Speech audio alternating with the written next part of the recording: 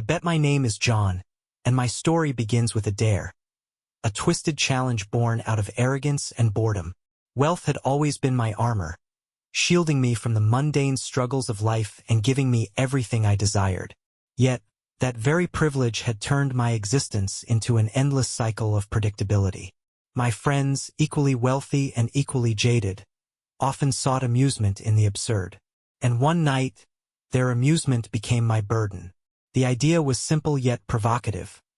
Marry someone who was the opposite of what I'd ever consider. For me, a man who had always surrounded himself with beauty that matched societal ideals, it was meant to be a spectacle. Not someone polished or refined, but someone who would shock the world. The absurdity of it all didn't faze me. In fact, it intrigued me. It was a challenge, and I'd always thrived on challenges. Lila entered my life as if scripted by fate. She was not the type of woman I had ever paid attention to before. Her body defied the expectations of a society obsessed with perfection. Full, bold, and unapologetically real. Her presence filled the room in a way I couldn't ignore. Lila worked as a freelance writer, often buried in her own world of thoughts and creativity. She had no interest in the superficial circles I inhabited, and that indifference only made her more intriguing. Winning her attention required effort, something I wasn't accustomed to. I carefully constructed my charm, weaving a narrative of sincerity and admiration. She was unlike anyone I'd met. Clever, fiercely independent, and unyielding in her beliefs. My wealth didn't impress her, nor did my reputation. What began as a game turned into something far more complex. I began to admire her authenticity, her ability to be wholly herself in a world that constantly demanded otherwise. Despite my growing respect for her, I never forgot the reason I pursued her. The bet lingered in the back of my mind, a constant reminder that this was all a performance. I convinced myself that my actions were harmless, that the end would justify the means. Lila deserved the fairy tale even if it was built on a lie. I proposed after months of calculated effort, presenting her with a ring that symbolized not love, but manipulation. The wedding preparations became a spectacle. I spared no expense, orchestrating an event designed to dazzle and captivate. The guest list was a who's who of society's elite, eager to witness the union of opposites. Lila, blissfully unaware of the truth, embraced the chaos with her characteristic charm. She stood out among the glittering crowd, her confidence unshaken by the whispers and stares.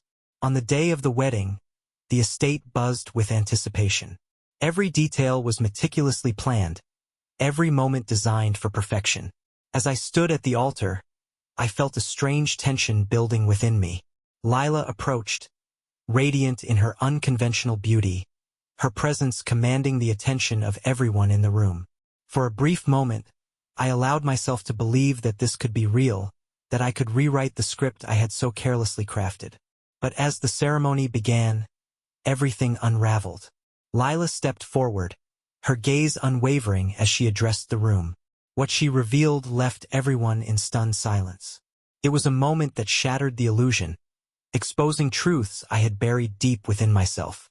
Her words were a reckoning, not just for me, but for everyone who had watched this charade unfold. What she said I will reveal in time. But know this, it was a turning point, the moment where the lines between truth and lies blurred irreparably. This was no longer about a bet. It was about consequences, and they were just beginning. The silence in the room was deafening. Hundreds of faces, all painted with shock, disbelief, and a touch of morbid curiosity, stared at Lila. Her words hung in the air, heavy and unrelenting, like a storm cloud refusing to break. I stood frozen, my carefully crafted world unraveling in real time, thread by thread. Lila's revelation was as calculated as it was devastating. She knew. She had known all along. Every step of my carefully planned seduction, every manipulative move I had made to win her over, she had seen through it all. And instead of confronting me, she had played along, matching my game with one of her own. Her declaration to the crowd was not just an exposure of my deceit. It was a masterstroke of her own design. She spoke with a calm clarity that cut through the room like a blade, recounting the details of my wager with a precision that left no room for denial. She described the moment she discovered the truth, a careless remark I had made to a mutual acquaintance who couldn't resist spilling secrets. She laid out her plan, her decision to turn my deceit into her power. "If you want a spectacle," she said, "I'll give you one." I felt the weight of every gaze, the judgment, the pity, the disgust. My friends, those who had spurred this bet into existence, shifted uncomfortably in their seats. Their amusement had turned sour, the consequences of our recklessness now laid bare for all to see.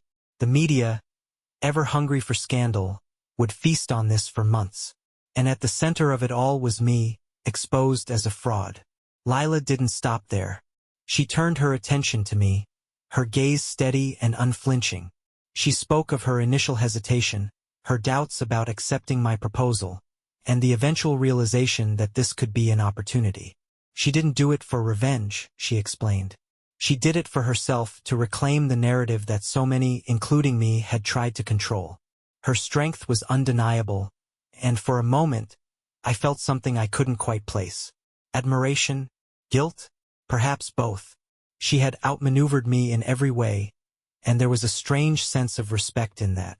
But the consequences of her actions, of my actions, were just beginning to unfold. The guests, once eager spectators, now seemed desperate to leave, their discomfort palpable. But Lila wasn't done. She walked away from the altar, her head held high, leaving me standing alone in the ruins of my own making. The ceremony was over, the marriage a farce that would never be realized. And as the crowd dispersed, murmurs of speculation and scandal filling the air, I was left to face the fallout of my choices. The days that followed were a blur of headlines and humiliation. My name became synonymous with betrayal, my reputation tarnished beyond repair. The business world, once my sanctuary, now viewed me with suspicion. And Lila? She disappeared from the spotlight as quickly as she had entered it, leaving behind a legacy of defiance that would be remembered far longer than my disgrace. But this was not the end.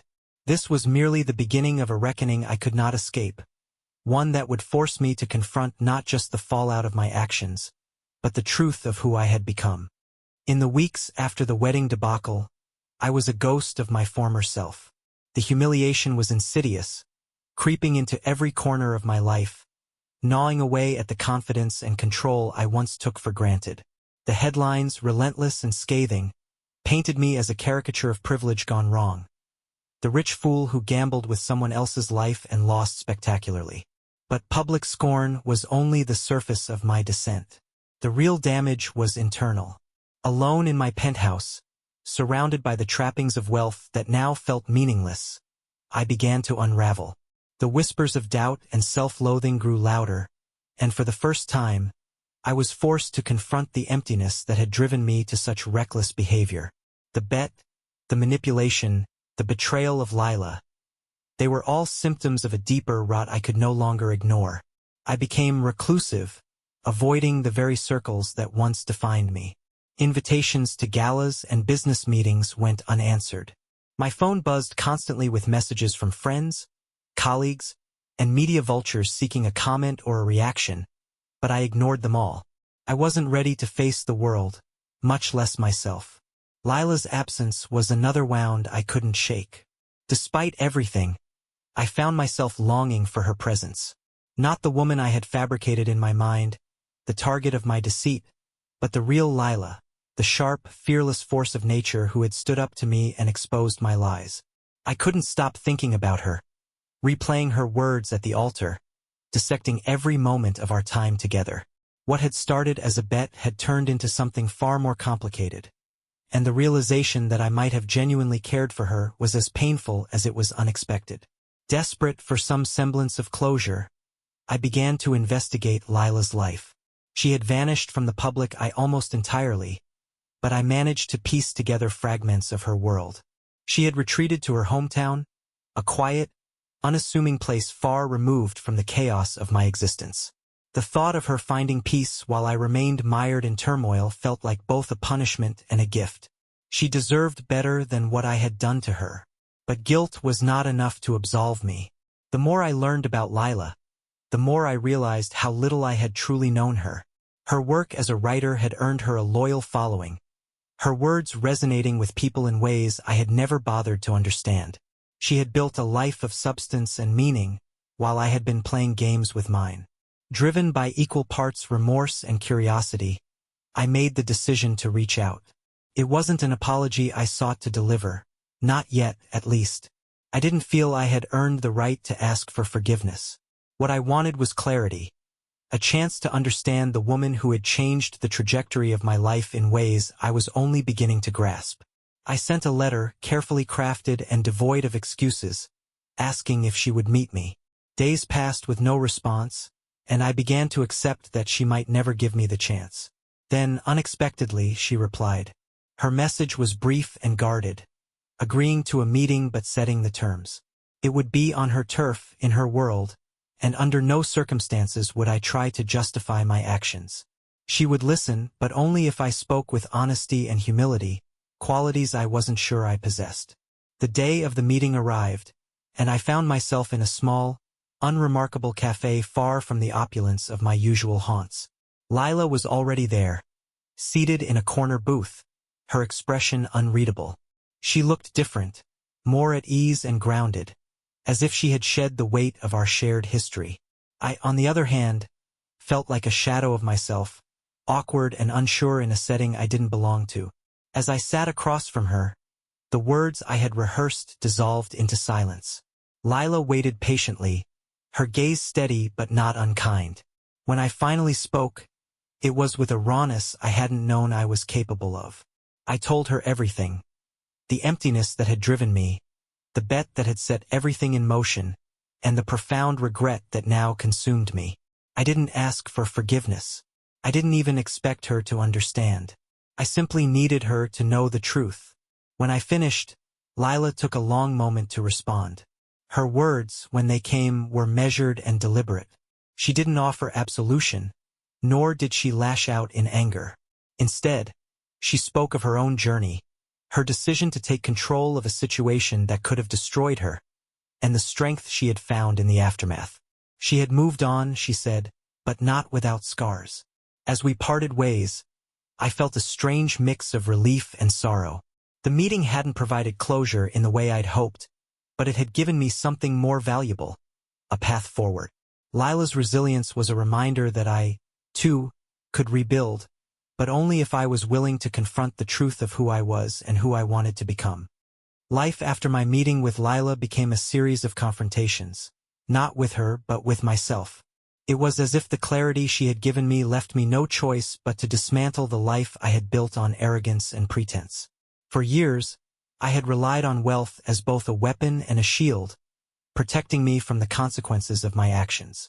Now, stripped of that illusion, I faced the daunting task of starting over. The first step was acknowledging the scope of my fall. My reputation in the business world had been obliterated, and many of my so-called friends had disappeared in the aftermath of the scandal. Their silence was not surprising.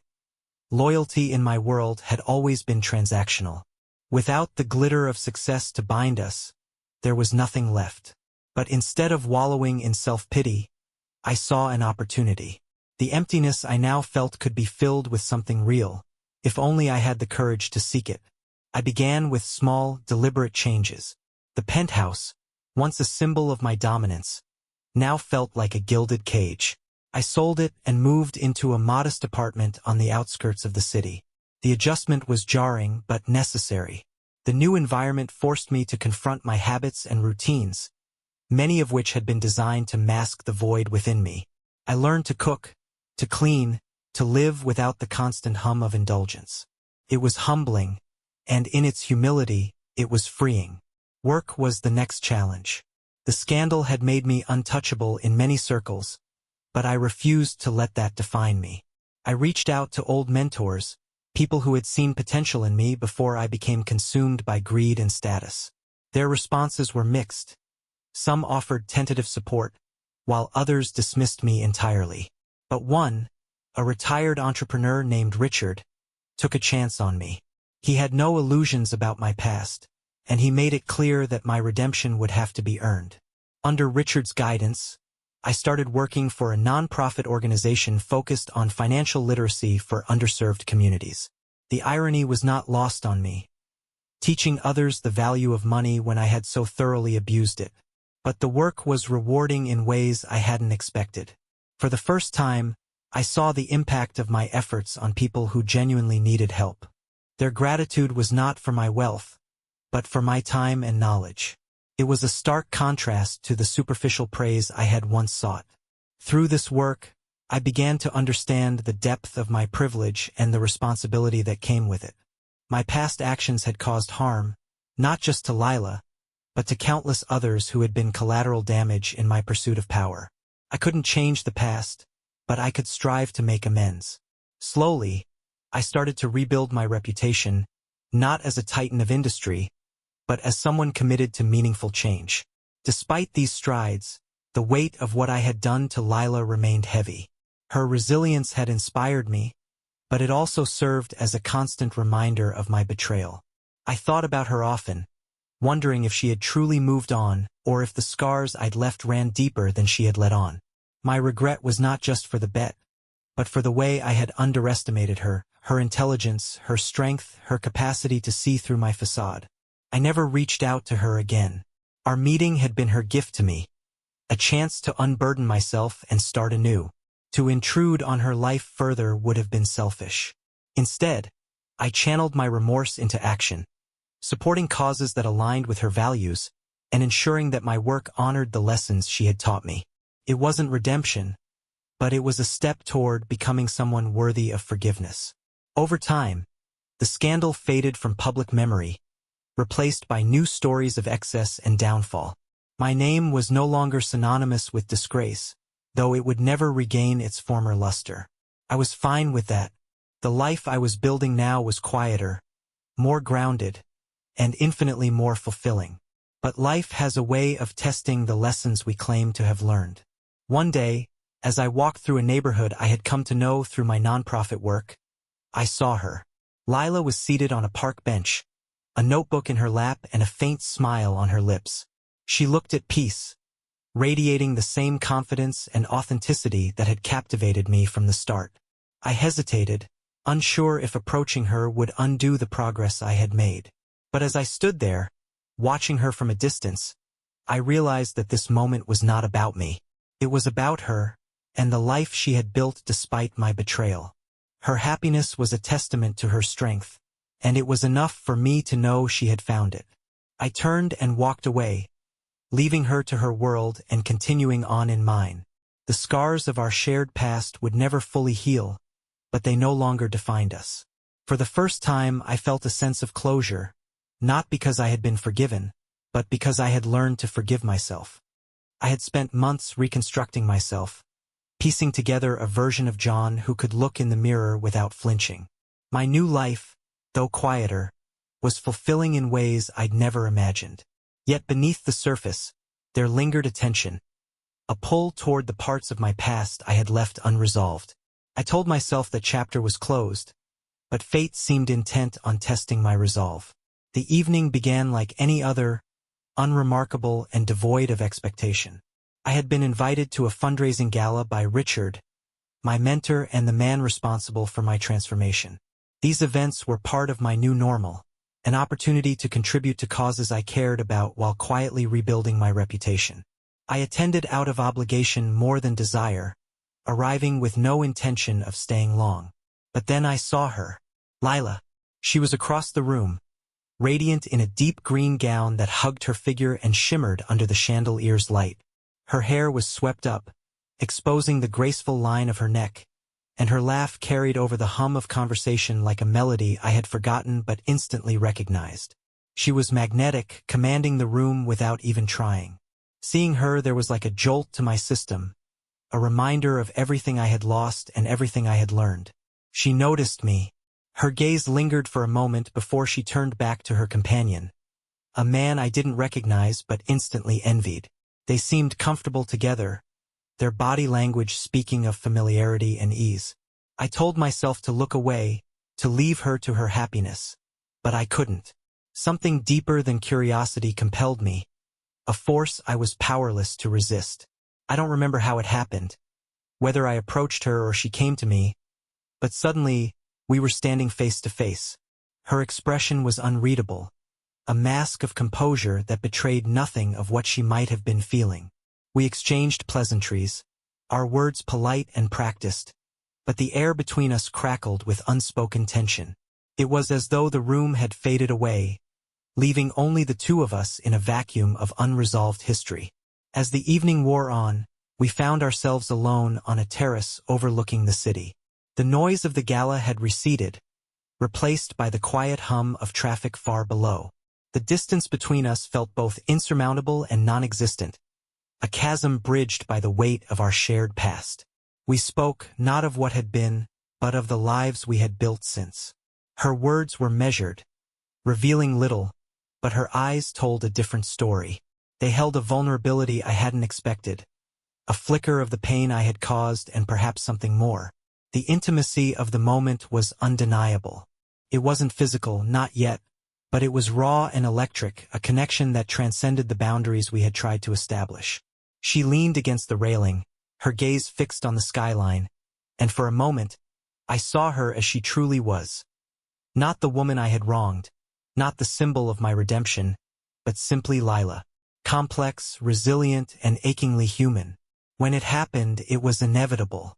A touch, a glance, a shared breath, and then the barrier between us dissolved. I kissed her, not out of desire alone, but out of a need to bridge the unspoken chasm that had haunted me for so long. She didn't pull away. Instead, she responded with a fervor that matched my own, as though the emotions we had both suppressed were finally breaking free. That night, we crossed a line neither of us could uncross. The intimacy was not just physical but emotional, a convergence of guilt, longing, and something that felt perilously close to hope. It wasn't gentle or perfect. It was messy and charged with the weight of everything we had been through. But it was real, and in that moment it was enough. Afterward, as we lay entwined in the quiet of her apartment, reality began to seep back in. The world outside had not changed, and the consequences of what we had done loomed large. Lila was silent, her gaze distant, and I felt the first stirrings of doubt. Had this been a mistake? Or had it been the catharsis we both needed? As the night wore on, her demeanor shifted. She became guarded, retreating behind a wall I couldn't penetrate. I wanted to reach out, to ask her what she was feeling, but I feared the answer. The vulnerability we had shared was already giving way to regret, and I realized with a sinking heart that this moment, however profound, might not be the beginning of something new but the closing of a chapter. When dawn broke, she asked me to leave. Her voice was soft but firm, leaving no room for argument. I dressed in silence, my chest tight with an ache I couldn't name. As I stepped out into the early morning light, I understood that whatever had passed between us, it had not erased the past. It had only illuminated the distance we still had to travel separately. The intimacy of that night had been a revelation, but it was also a reminder of the fragility of trust and the scars we both carried. I didn't know if I would see her again or if this was the final chapter of our story. All I knew was that the journey I had begun months ago was far from over, and the path ahead would demand more of me than I had ever imagined. The days following that night with Lila were a blur of confusion, regret, and an overwhelming sense of finality. I had left her apartment with the impression that we had crossed a threshold we could never uncross. Yet I wasn't ready to accept that it was over. Her cold dismissal in the early hours of the morning left a bitter taste in my mouth. But what haunted me more was the stark realization that our history wasn't something we could just walk away from.